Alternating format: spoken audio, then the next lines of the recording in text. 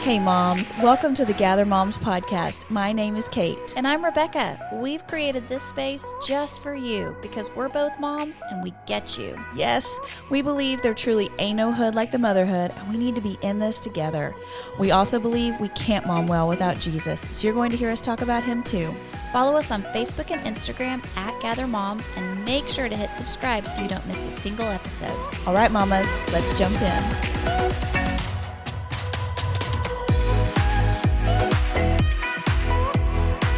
Hey moms, welcome to episode 89 of the Gather Moms podcast. We are so excited to kind of follow up on last week's episode on talking to our kids about their bodies and sex with an interview this week with Amy Davison, who is a contributing author to the Mama Bear Apologetics. And she is so passionate about helping moms and kids know what they believe and know how to defend it. And so today she's going to help us kind of dive into this conversation about how do I talk to my kids about culture and sex? Yeah, you guys, she is a powerhouse. Like, I don't know that I've ever said this before, but if you were going to ever take notes on an episode, this would be the episode to take notes on and listen to over and over, because she has so much great stuff to us. For us to say to us, especially in this cultural moment where we are navigating something so unknown and so overwhelming. She helps us feel not afraid and gives us the tools we need. So let's jump into our conversation with Amy Davison. Hey, Amy, we're so excited to have you on the podcast today. Thank you for being here. Oh, I was so glad. Thank you so much for inviting me, ladies. This is awesome. Well, you're a mom, and so you're going to be so excited to talk to our moms today. But before we get started, can you just tell our moms a little bit about yourself so that they know who they're talking to? Yeah, so I am Amy Davison. I am a writer and podcast host with Mama Bear Apologetics. It's a ministry geared toward moms, but papas and grandmamas as well, to help equip parents to raise their kiddos to stand firm against the cultural tide, because it is raging. And so it's a wonderful ministry I'm a part of. I'm based here in Texas, which is great. I've been married to my husband for over 15 years now, and we have 3 boys that are getting into those teen years. So like the boy crazy is ramped up a notch. So that is where we are in our life, which is it's fun and it's crazy and always hilarious. That's amazing. Well, and you're right in the thick of it. Like you just said, you've got 3 boys entering the teenage years. So you are seeing this whole culture and sex thing from a different personal angle now, because it's impacting your kids. And I think we've seen that in our culture. I don't know, when I read the Bible, I know it was around back in the old days, like Sodom and Gomorrah. They were struggling with stuff too, but today it just feels like it's so in our face everywhere we go. Yeah. So last week on the podcast, we kind of started this conversation with our moms. We talked about just helping our kids understand their bodies and sex, but we just kind of started the conversation. Today, we want to take it one step further. And we do have some young moms listening with littles.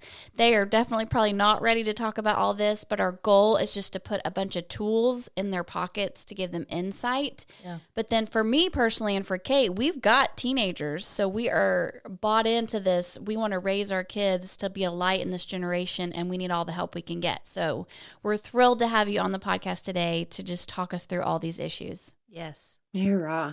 Yeah. And that's one thing that is different from ramping into going from the little kid age to now in the middle school and in high school, because it almost just floods into things. I mean, my son, this is his first year of high school, so he's 9th grade. And even he came home after probably 2 or 3 days of school and he goes, "Oh my gosh, Mom, this is so different." So elementary school and middle school was fairly sheltered, and now he's in high school and it is like a complete culture shock. So yeah, it's so important for us to have these conversations. Definitely. So just start us off. How have you seen the culture change in the past few years, and how it targets and really comes after our teens in regards to their sexual identity? Absolutely. It is very evangelistic in nature. Yeah. So when we were kids, especially when you think of the millennial generation, when it comes to discussions about LGBTQ or even sexuality, these were it wasn't overly present. Like you think of Friends and Will and Grace, that's pretty much where it was that's all you found it in. But now we're seeing these messages and these topics creeping into Bubble Guppies and Peppa Pig and Blue's Clues. So we're talking from the time our littles are 16 to 18 months old. They are actively being targeted and evangelized by the secular sexual worldview. So that's perhaps one of the biggest changes, is now the focus is shift toward reaching kids at a young age. And it's deliberate and intentional, because just a few years ago, there was an episode of Sesame Street that presented all forms of families, and one of them was a homosexual couple. And what she was a head of education, and what she observed is, oh my gosh, this is so great that we can reach kids at such a young age, because when children are young and they haven't been taught the biases of their parents, they're so accepting. And that was her excitement, was that, oh, these kids will just swallow it. They will accept it. It's only until later that they're taught biases that they start accepting and reflecting these biases. So if you remove the word biases and put Christian worldview or biblical worldview of sexuality, you'll understand the nature of culture out there. It's seeing children at very young ages as prime targets for this cultivation, because then you can start this sort of indoctrination. It's this goal of desensitization, meaning they're not shocked by anything outside of the biblical worldview, and a normalization, meaning they see it so often that it stops being wild. And there was a psychologist that commented that our brains, they have trouble differentiating between that which is normal and that which is true.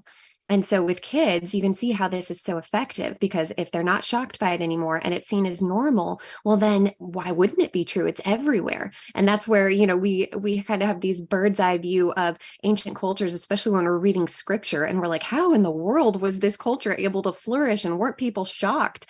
Of course not, because this was slowly and deliberately, progressively cultivated to where this was just normal everyday life. It didn't surprise. And that's what's being cultivated within our culture today. It starts very young, and it's colorful and it's pretty and it's attractive. And then it shifts into when our kiddos hit that middle school range, or when they're given a cell phone, they now get this activization to where now we're being involved in the world as a whole. And our kids are cultivated through social media to even curtail how they present themselves on social media, to where they will actually start compromising their faith, or even omitting these biblical truths from their discussion, because they want to be widely accepted, get the followers, get the likes. Not all kids do this, but this does happen. And to where then once they get into the high school range, now they're activated to the point of, now we need to be reformers, and we need to be advocating for the underdog, the oppressed. And we all have that desire that we want to help lift up those who are oppressed, or the downtrodden. And that's a good thing to have, but we have to ask, okay, wait, what is true oppression? Is this actual people who are in fact suffering? And there's a news article that came out a few years ago that was talking about how Gen Z is looking for a revolution. But they never really curtail, okay, what is a revolution? Because a revolution without guidance is just chaos. Yeah. And that's unfortunately what we're seeing a lot within culture, is they want to be passionate, they want to make a stand, but if we don't say, okay, what is worth standing on, then we could fall under false ideology and actually cause more damage rather than helpfulness. Wow, that's so good.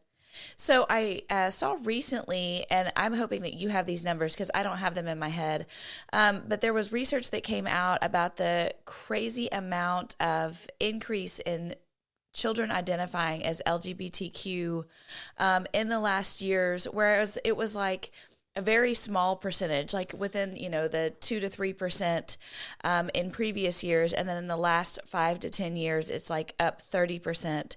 And then even people that are not Christians, that are culturally, just secular people, are saying, whoa, something is going on here. We've had this huge rise in these number of children that are identifying this way. Have you heard about that? Have you seen that information? Yeah, I have, mostly pertaining to transgenderism. So Okay, the that's UK, right. they saw a 4,000% increase in young children and teens identifying suddenly as transgender, overwhelmingly female as well. And so it is shocking because this is culturally derived. Because when we think about it, if we're constantly telling kids through gender theory that gender is a spectrum and that you have to sort of experiment and try all of these different things, and then you make it popular too, which our culture has overwhelmingly done, especially within Hollywood. And a lot of the secular sexual agenda, one of the things that's taught throughout is, okay, well, you need to experiment and see where you fall into, because how do you know you don't like it unless you try it? But this is horrible logic. I mean, we would not apply this to, risky driving or taking medications and that sort of thing, but yet we are applying it to sexuality and how we use our bodies, which can have very detrimental effects, not only physically, but psychologically as well, which have been well documented, that even hookup lifestyles that is promoted within teen culture as this is now sexual development. This is how you learn what you like, is participating in all of these illicit liaisons that maybe are friends, but they could also be strangers. And we see a direct correlation to an increased risk of depression, anxiety, and substance abuse among drinking and alcohol, especially college age students. It's just completely exploded. And so the question is why is this happening?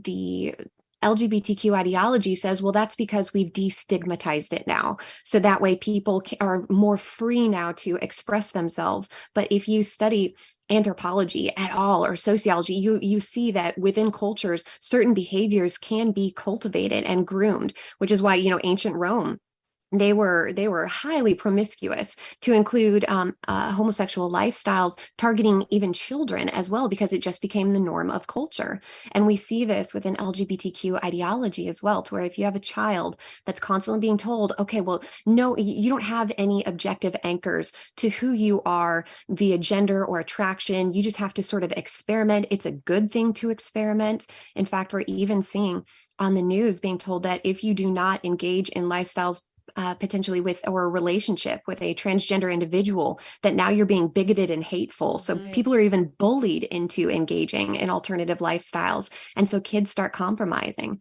And what they've done, there have been studies, they've done brain scans to see how attraction works. And so with females, what they found is that women are actually a little more, when it comes to pornography exposure, they will be aroused even by images of same-sex female couples, as well as heterosexual couples as well. Men, not so much. So when you kind of throw that in there as well as, oh, look, see, sexuality, it's fluid and that sort. So why wouldn't you experiment with it without putting any sort of moral constructs of, okay, but is this actually good? Is this within God's design?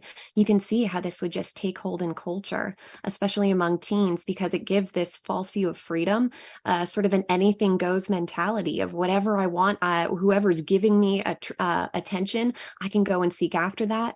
And then you throw in social media influencers and pop culture like Ariana Grande, Demi Lovato, who are telling their followers to go ahead and engage in these illicit lifestyles because all you are sexual beings. You can see why kids would just take that and run, especially when you throw psychologists as well, encouraging kids to behave in this manner without ever asking, wait a second, what are the worldview claims within those statements being made about me as a person? Most kids won't dive into the deeper questions and the deeper realities within that. Instead, they'll just go chasing after these illicit lifestyles, and so much brokenness is found within them. Yeah. So that makes me think about the family unit. Like, is this coming from the idea that maybe the family is not as active in their kid's life? Like, when I think about my own home, I'm constantly aware of what my kids are doing. I'm asking questions. I'm talking to them. I want to hear their experiences at school, but if these kids are finding all these outside influences from social media and influencers and even at school teachers and such, what is happening in the home that's not helping ground these kids to what should be okay? Like you shouldn't be doing that. Who's telling them that? Right, absolutely. And honestly, it stems from us not talking about sexuality from a discipleship and worldview standpoint. So I've been spending this whole fall season just traveling across the country to different churches, talking about how sex isn't an act, but an expression of one's entire worldview. And every time I give this talk at the very beginning, I ask parents, okay, how was sex explained to you? Most of them, none of their parents spoke to them. Instead, it was that class in fourth grade where the girls went to one room and the boys went to the other, and you got like Right. anatomy and puberty and that sort. Others had one of those medical parents that had that book with all those scarring images, but most kids didn't get this talk. It was very materialistic, meaning it was just reduced to two people coming together for the sake of procreation.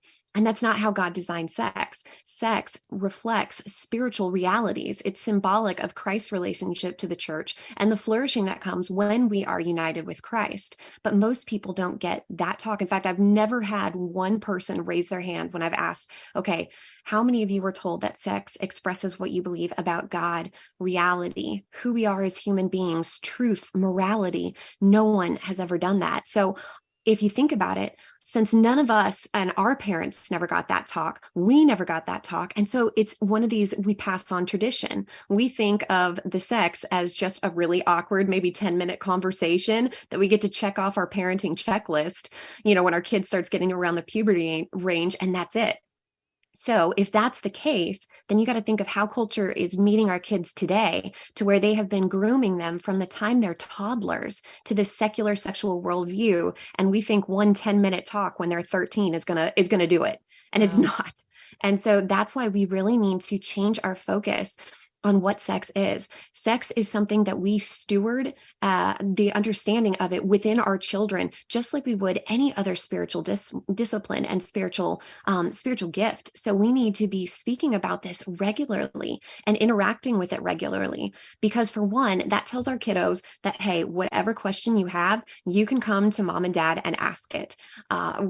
This philosophy is super important to have, is if your children have the maturity to ask the question, we as parents have the responsibility to give them an answer. Oh, that's good. Now, this responsibility or this answer needs to be age appropriate and location appropriate, because let's be honest, all of us have had a moment where our kids have asked a super kind of vulnerable question in a very public setting. Yes. And it's totally okay as moms to be like, baby, fantastic question. Grandma's dinner table, not the best timing. So let's wait till we drive home. Yeah. And so that's how we have to have that shift, because now we have culture through cartoons as well as songs grooming our kiddos. And now what our kids have today that many of us did not are social media platforms like Reddit and Quora. And so what Reddit and Quora are doing is it's opened this opportunity for teens to be actively discipled by complete strangers. I'm talking hundreds of thousands of complete strangers. And if you have ever hopped on any of those platforms before, I do from time to time, just to see, okay, how is this being communicated? And what happens is a teen will type in a question like, how do I know I'm really a girl? Or, I don't know if I'm trans, or I don't know if I have same-sex attraction. And then you will have all these folks who pour into this teen, oh, this is how you know of this secular ideology. But it's not just this blank ideology. Now what they're also saying is, okay, you can't trust anyone who is cis, meaning cisgender. So anyone who believes in heterosexual relationships, that's a cisgender, or they have heterosexual attraction. They're cisgender, they're cis. You can't trust them because they will not have your best interests at heart. And so now they're putting a wedge between the people who influence their children most, which is the parents and the church. And then they will actually tell the kids, okay, this is what you should expect. Your parents are going to freak out. Your church is going to freak out. They're probably going to abandon or reject you, or tell you that maybe what you're doing isn't right or good or healthy. And if they do, you need to separate yourself from that relationship. There have actually been instances of kids being groomed and told how to run away from their homes because these strangers have said, okay, your family is not going to support you. And these kids get immersed into this online culture that is very cult-like in behavior, to where it starts out with affirmation bombing. Like, oh, you're so brave. You're such a warrior. This is amazing that you're doing it. And then it starts luring into, now you're only going to be accepted in this group and you can't trust any of your other family. And then once they start going into this other group and worldview, now it's, well, you have to remain here. You cannot question what's being taught. You cannot even wrestle at times with your own identity, because that's actually practicing self-hate, is what's being told to a lot of these teens. And if you do any of those things or start doubting or raise questions, then a lot of these online communities will then threaten to ostracize that individual. So if you think about it, they have been separated from their families and their church, brought over to this one group, and then the one community where they were promised acceptance, validation, tolerance, all of these things. If they start wrestling with their identity within this community, they could potentially be kicked out. So now they're losing that one community that they were basing themselves on. Wow. So it's dangerous. And that's why we as parents need to have these regular conversations, because a lot of the ideology at play, it's progressively being introduced at young ages and built upon. But if we are diligent in discipling our children's sexuality, we can debunk nearly every single argument before it even gets to our kiddos at this young age. And it also shows that mom and dad, this is a safe place where you can go and have this discussion, which is why it's so important from us as parents is to change how we view sex. And it's not something and I think that's how Satan's been so effective, right? He makes it awkward and taboo. And some of the encounters that I've talked with women who had the best relationships regarding sexuality, they could just go to mom as she's washing dishes or doing things around the house and ask whatever they wanted. And mom is right there to be like, oh, here's how we know this is true. Here's some resources. Or if mom and dad didn't know, it's okay, let me get you an answer.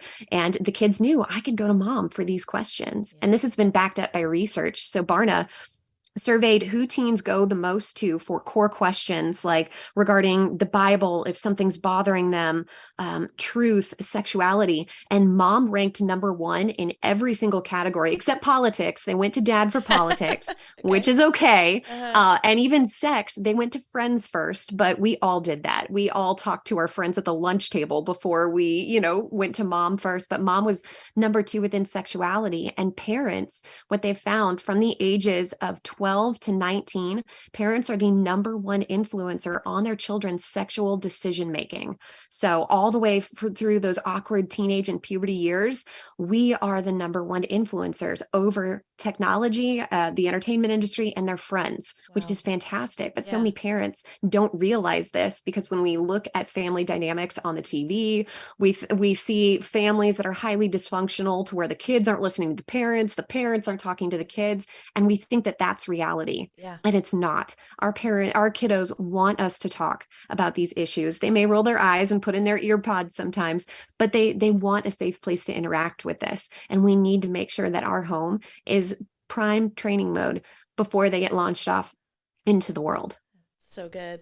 So one of my children came to me and when she was a fifth grader, and she just had this look of horror on her face. She was so afraid to talk to me about this.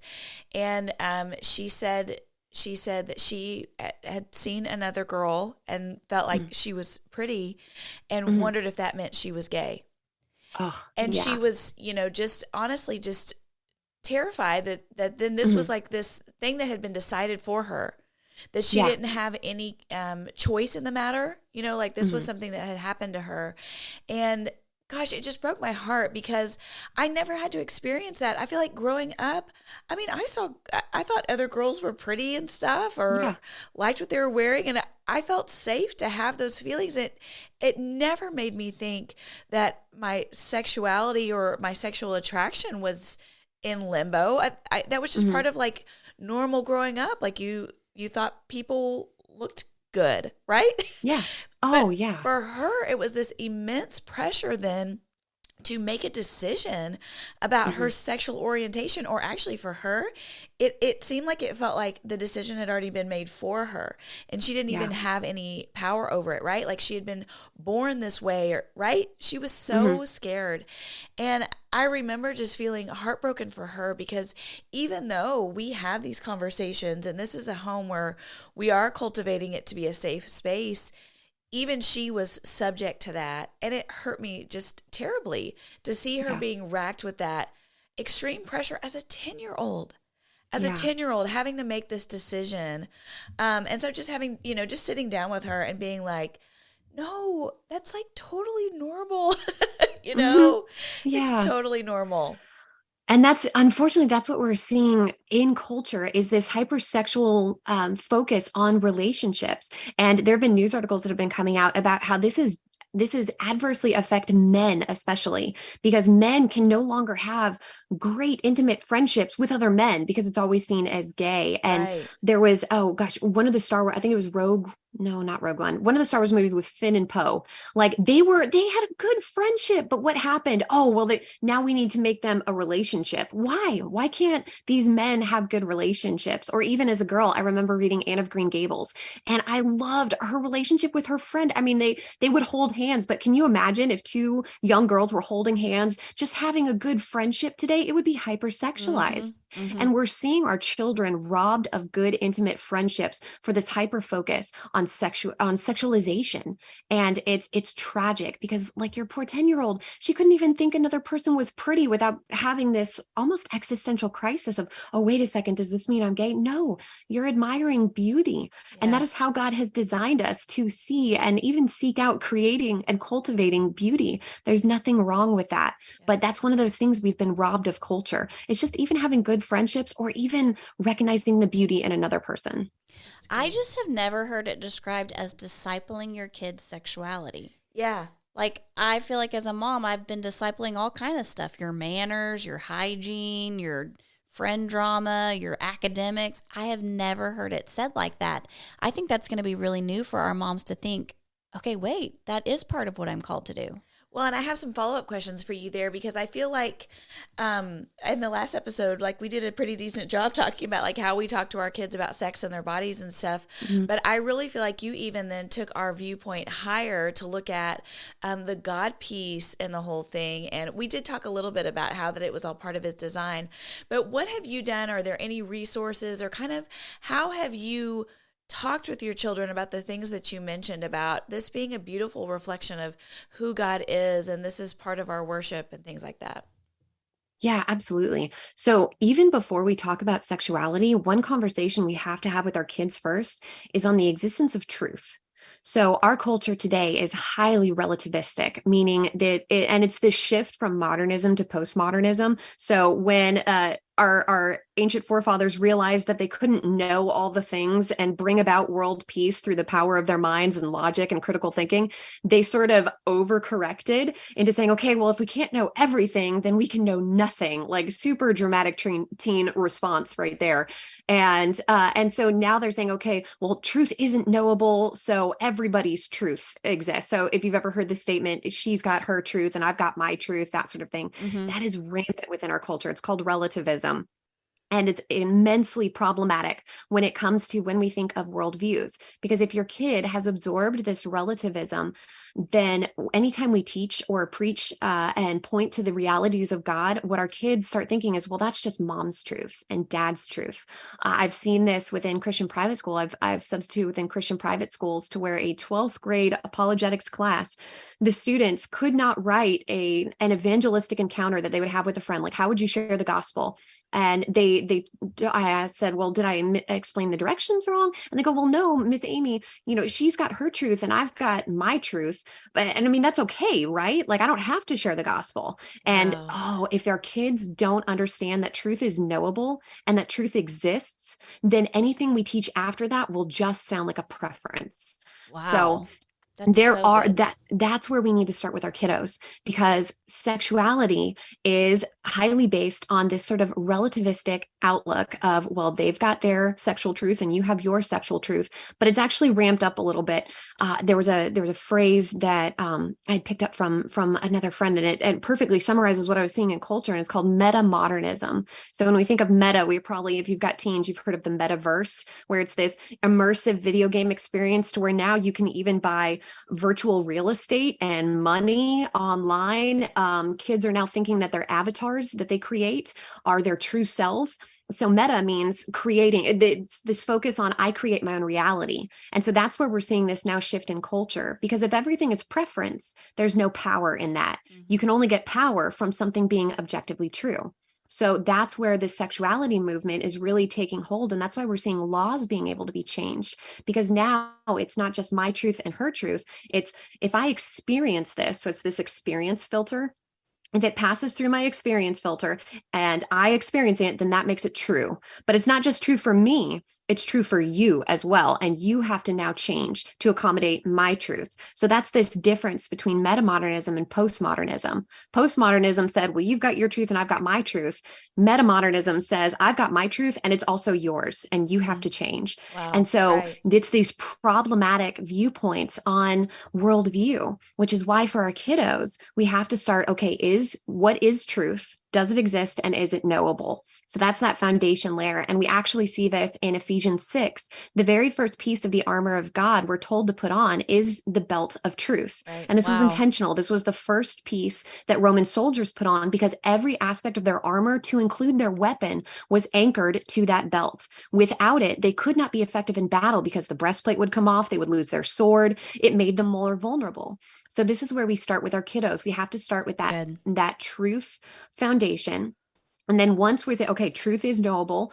Yes, there are some things that are more like preference. We can think of it as in the context of temperature of a room. So if we're in a room together, for some people, the room feels too cold. For other people, it feels too warm.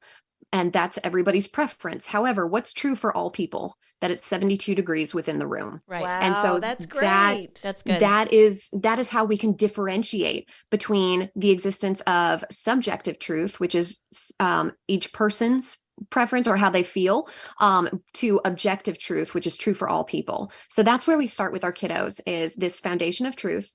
Then we shift into recognizing the beauty of God's design, which in your last podcast, it sounds like you really did a fantastic job. And it's impressive. Like, I loved going on Baby Center when we were expecting, because each week we got to see this incredible development of this infant. And that's awesome. If you have a young child and you are, if you're pregnant or you know someone who is, to follow along fetal development, I mean, it just screams of a creator. Yeah. Like, this could not happen by step. The human race never would have flourished, right? And so it never would have gotten off the ground. And so that's why it's amazing that we point back to God's design. And then we show, okay, but this is what happened when sin entered, and sin broke everything, not just creation, but sexuality as well, our desires, because there's one phrase that's kind of taking hold within culture. It's, well, God made me this way. Yes. To say that, well, if I feel something is true, or if I have a natural inclination to it that I did not solicit, then that's how God made me and it makes it okay. But no, God's creative work, it stopped on day 7. Sin corrupted creation. So we're going to have brokenness within creation, but God can use how he's allowed us to come about for the glory of him. And so that's where we need to be really talking to our kiddos at a young age on what is identity, what is masculinity and femininity. Because within LGBTQ ideology, especially transgenderism, masculinity and femininity are based on strict gender stereotypes, which they say are toxic and socially derived, only to use them to determine whether or not you're male or female. So Right. it's self-refuting. Right. But when we go back to scripture and we say, okay, yes, there are the homemakers, like we see Mary, who's fantastic at running her home.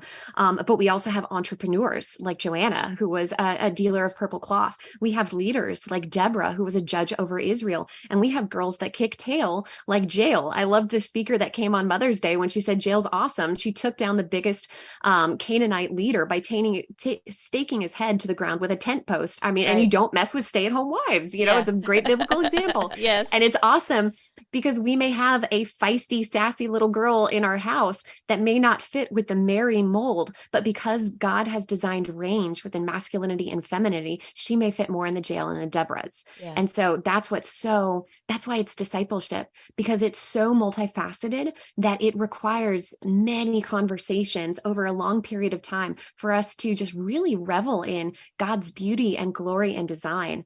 And I've been able to give talks to teens before. And it's so fun because I had one teen girl come running up and she was like, oh my gosh, this is so awesome. Like how God designed sex and our sexuality. She goes, he really loves us. Like, this is so cool. And she had never heard and understand how God's design screams out not only in biology, but also in psychology, and all of these facets of creation screams to the glory of the creator. And she hadn't seen it until that moment. And it's like, that's what we want. We want this perpetual enchantment with our kiddos for God's design, and to recognize that we are precious and made in his image, which requires boundaries and protections upon ourselves, our hearts as well, because the world and Satan is attacking everything that screams to the glory of the Creator. And that is why we see such a huge attack on the family and our identity, because who we are as human beings. It says in Romans 1, our identity screams the glory of the Creator. So of course, that's what he's going to attack. So that's why we have these multiple conversations. And I feel like I got off on a tangent. I'm sorry if I didn't answer your initial question. You did. That's what I think is the thing that we want our mamas to hear, is that it takes multiple conversations. Yeah. That I feel like sometimes as a parent, you feel like, okay, well, at age 12, that's when we have the talk, and then we're done. And then at age 16, we talk about driving, and then we're done. Yeah. But what you're saying is it's this idea that it's an ongoing conversation consistently in your home. Over time. I read this thing when I was studying for our episode last week about teaching your kids about how babies are made. It's a drip by drip method. You're constantly dripping truth onto them, so that everywhere they turn, they're hearing your voice speaking just what you said, the belt of truth, over their hearts and lives. Because when they exit your house, or maybe they're even on technology in your house, they're hearing somebody else drip into their life. So I need to be dripping more. Mm-hmm. Yeah. And that's why taking or viewing sex as it's supposed to be from a worldview perspective is so helpful. Because when we train our kiddos to be able to recognize truth, when something comes into their purview that is trying to make a truth claim, they'll be able to stop and evaluate, okay, wait a second, is this actually true? Or is this an emotional lie that has a lot of passion behind it and maybe a wounded figure, but it is still no less a lie? And that is our goal as parents, is okay, when something is presented, when a song comes on the radio, or when we're watching a cartoon, because that's how bisexuality among children was introduced in our household about 6 years ago through a cartoon, and we were not expecting it. But if we teach our kids to recognize the worldview claims out there, then they're going to stop and say, okay, wait a second, what is this saying about who I am? God's design and existence, about what truth is, morality, all of these things. Then they will stop and think critically rather than being manipulated emotionally by culture. And that's what our culture tries to do, is it tries to get people to react emotionally, because it's a different part of the brain. You're not thinking critically with that sort of amygdala emotional response. But if they can get your kiddos to think that way, then they don't really have to preach about truth. They just have to stir them emotionally, and they can easily be manipulated into whatever path our culture wants them to go. Yeah. So I also have a freshman teen boy. And so he is being confronted with these conversations at school, where, other kids know he's a Christian. And so they want to, I feel like, box him into a place where he's going to be hateful and judgmental and, that he's closed-minded, right? All these things I feel like, because if you're a Christian in this day and age and you do believe the way that we do about homosexuality, then all of these other things are associated with us, right? So how can I help him navigate those conversations where, when he's approached, what are the responses that he can give that are loving and also full of truth? Yeah, absolutely. So part of it is laying that groundwork of, we have to help our kids understand who they are. So baby, you are made in the image of God, and you are immensely precious and loved extremely, just for existing, just because you are alive. And so we want our kids to know that, because so much of our child's self-worth is often based on how their friends perceive them, or their friends' view, or how many followers they have. It's so easy nowadays, and we adults, we fall into it too. We base our self-worth on how other people see us, but it's God, it's how he sees us that is actually true and what truly matters. So while we were yet sinners, Christ died for us. And so that's where we need to root our kids in, is that first initial knowledge. Second, we need to start exposing them to logical fallacies, because when our kids hear these things like, oh, you're bigoted, you're closed-minded, these are ad hominem attacks. I mean, it's character attacks, it's name calling. Like if you said, okay, well, let's take this statement, you're closed-minded. If you take out closed-minded and put cotton-headed ninny muggins, it's the same thing, but it sounds ridiculous. So we have to acquaint our kids with logical fallacies, because so much of the LGBTQ ideology is based on holding people captive by using faulty reasoning and faulty logic. So there's a great book called Fallacy Detective that you can get for your kiddos, and it's short stories on acquainting with faulty reasoning and logic. So we want our kids to think critically, which our culture does not, to where if they can think well through an argument, they are going to be head and shoulders above their peers. Third thing is start debunking these arguments at home. So there is a common misconception around definitions. So within Mama Bear, where I work, we call it linguistic theft. So being open-minded nowadays means accepting all things as truth. But that's ridiculous. You can't accept all things as truth. Right. A cup, I've got a coffee mug in front of me. My coffee mug cannot be both boiling hot and freezing cold at the same time. It's law of non-contradiction. It does not work. That is not what open-mindedness is. Open-mindedness truly means that you are willing to evaluate all things for truth. It doesn't mean you accept all things as truth, but that's this co-opting of definitions within culture that it sounds good, it sounds valid if that's what the word means, but so often it doesn't. So with our kids, what we want to be talking to them about is, okay, if a statement is made like that, like you're being bigoted or you're being closed-minded or you're not being loving, or and affirming, what we want to do is anytime a word like that is made, we want to say, okay, stop the conversation, be like, okay, but what do you mean by loving?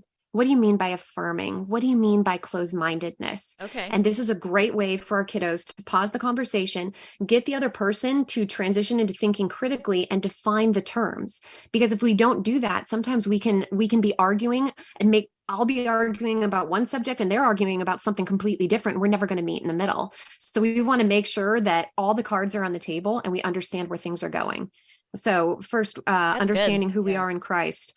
Second, acquaint our kiddos with logical fallacies because it's heavy within culture.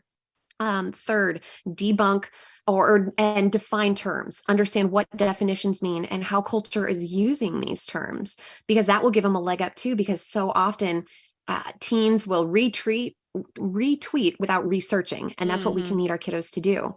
And then what we can do fourth is start acquainting, especially when they're getting into the middle school and high school years, because this is when it starts getting more volatile, with understanding the arguments that the other side is making and how to respond. Okay. So there's a very charismatic gentleman by the name of Matthew Vines who argues that the God's design for biblical sexuality just meant all loving, consensual relationships, not just man and woman. So it's a great thing for us to do is to acquaint our kiddos with these arguments ahead of time, as well as the biblical responses to it. So that way we can have good dialogue. Okay. And perhaps most effectively that we need to do with our kiddos is recognizing when a conversation is not there for good discussion and critical thinking, they're just trying to shame, mock, or destroy. And that often happens when kids are kind of ganged up on, to where if it's a one-on-one situation, people typically have more charitable conversations. But if it's your child against 5 or 6 affirming friends, oftentimes it's just an ambush. We're just going to hit you with as many arguments as possible. There's going to be a shifting of the goalpost to where if they give an effective argument on one side, somebody else will be like, well, yeah, but... and then, something else gets introduced. And the goal isn't to think well about a subject. It's to try and find something that your kids don't know about to then say, oh, you don't know it. Okay, therefore you're wrong. Okay, and so one of the things we can help with our kiddos is, okay, understand you're going to meet challenges. Not every hill is meant for you to die on. Mm-hmm. Not every argument is meant for you to uptake. You really need to see, is this person actually searching and having good discussions, or is this meant to just be an ambush tactic? And you can kind of tell if they're constantly shifting. If anger starts incorporating into the argument, that's usually a signal that, okay, wait, we need to maybe shut the conversation down because we see things getting volatile. And so that's a great way for kiddos. We can say, okay, it seems like, things are starting to get a little worked up and I want to have good conversation. How about, I've actually got to get to this class, or I need to, do this thing. You can think up of, any sort of random excuse that you like just to pull out of that argument, especially if it's starting to get hostile, because again, that's not where good thought and discussion is happening. That's just an attack on the kid. Be like, what, maybe we can meet this or talk about this tomorrow or the next day. And try, one-on-one conversations are a little bit easier to navigate. But I've been in situations myself when I was in the military to where it was that ganging up, they're playing a gotcha game. They're just trying to find something. And typically if they know your kid is a Christian, they'll try and play that to be like, okay, well, this is why you're bigoted and this is why you're hateful. Okay, but wait a second, what do we mean by bigoted? And is this actually a good lifestyle? And when you look at statistics on mental health, as well as bodily health as well, No, actually, when we live within God's design, they are the most overall mentally healthy as well as physically healthy as well. And this is where the most flourishing occurs, which makes sense because it's consistent with God's design. Right. So empowering our good. kids with knowledge, facts on these top cultural issues, basic logic and critical thinking skills, and understanding when to bow out of an argument. Sometimes that can be hard because kids think, okay, because in our culture today, right? Who wins the argument? The one who gets the last word. Yeah. But does that actually mean they've won the argument? No, but that's what their friends perceive it as. But you know what? Oh, well, people can perceive any sort of falsehood they like. That's fine. The question is it true? Is it right? And just knowing when to engage in an argument and when to not. So there's a great book called Greg Koukl's Tactics that is super accessible, that if you're looking for a great book for your kiddos, especially upper middle school, high school, that's a great one to read together because it'll give them questions to ask their friends that are open-ended, that gets their friends thinking and puts the burden off themselves for the argument. It's okay, but what do you mean by that? How did you come to that conclusion? Those are Really great great.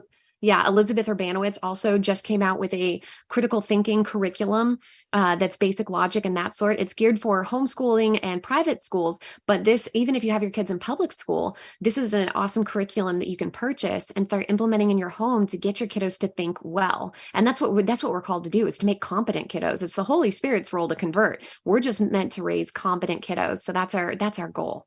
So good. So good. There was so much good stuff in there. I think we can put some of that in the show notes too, the things that you listed, because I thought that was great with the resources. Yeah. So as we wrap up this conversation, I mean, it's so good. I'm going to need to listen to this episode multiple times and take notes because she has so many really powerful one-liners about what our role is, what it isn't, and some really specific things about how we can help our kiddos. But as we wrap up this conversation, for mamas listening out there, what is your heart for them on this issue? If they could take one powerful thing away from this, as we're kind of pioneering something that our parents did not deal with in the same way that we are, as we're helping our kids through this in a different way. What would be your big plea for moms? What do you hope for them? Don't be overwhelmed. So often, especially as moms, it's so easy for us to think that we have to do all the things and they have to be insta perfect. And if we haven't been doing them from the time our babies are, newly in the world, that we have failed as a parent. And that is not true. Those are all lies from Satan to get us distracted and overwhelmed and to shut down conversation. So what I encourage all moms to do is just do one thing. So see where your kids are at. Depending on their age level, it's going to be different. What schooling environment they have, it's going to be different. Check in with your kiddos. Ask them if there's things they're struggling with or what are they hearing? And then that'll give you a great jumping off point of, okay, where do I need to start? For teens, hop on their phones and see what are the top songs that they're listening to, and then read the lyrics of those songs. Because how many of us, right? We're like bouncing along to this song. And then we start realizing later, like, wait a second, what is this actually saying? Yeah. And so you can look at music, watch cartoons with your kiddos if they're little, and take opportunities to see, okay, what's coming at them, and then pick one thing. So pick one subject, read a chapter, read a blog, listen to a podcast, and then have one conversation. That's our role as parents, just have the one conversation. And then when that one conversation is over, just have one more and repeat. That is discipleship. That is what we're told in scripture, from the morning to the evening. We are talking, and use what culture has. I mean, goodness, the month of June and even May now, you don't have to look hard to find it. Even walking through Target or Walmart. Okay, well, here's a catchphrase: love is love. What does that actually mean? What do they mean by love? And as you're shopping for cereal and toilet paper, you can be discipling your child's sexuality and having great theological discussions, all because of a pillow that you saw in Walmart. So great.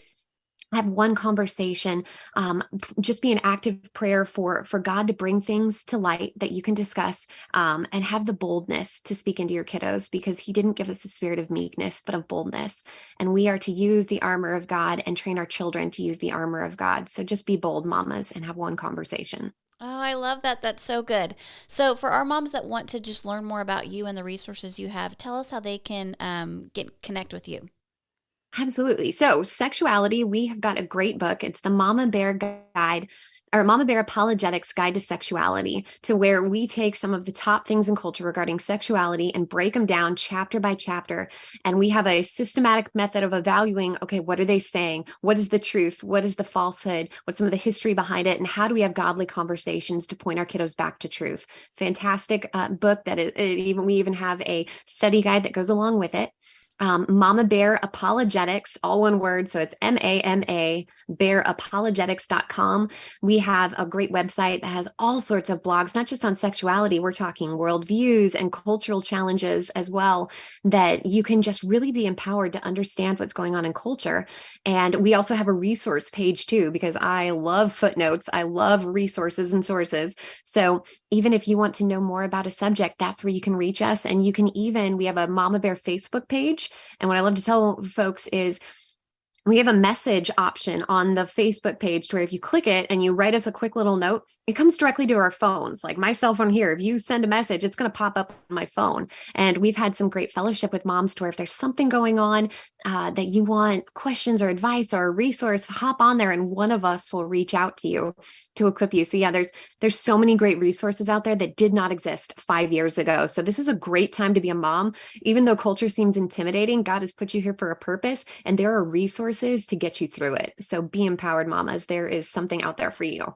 Amazing. So good. Thank you so much for being with us today, Amy. I can't wait for our moms to get to hear this. I really think it's going to be a help to what they're going through right now with their kids. So thank you so much. Thank you. Absolutely. Thank you so much for having me, ladies.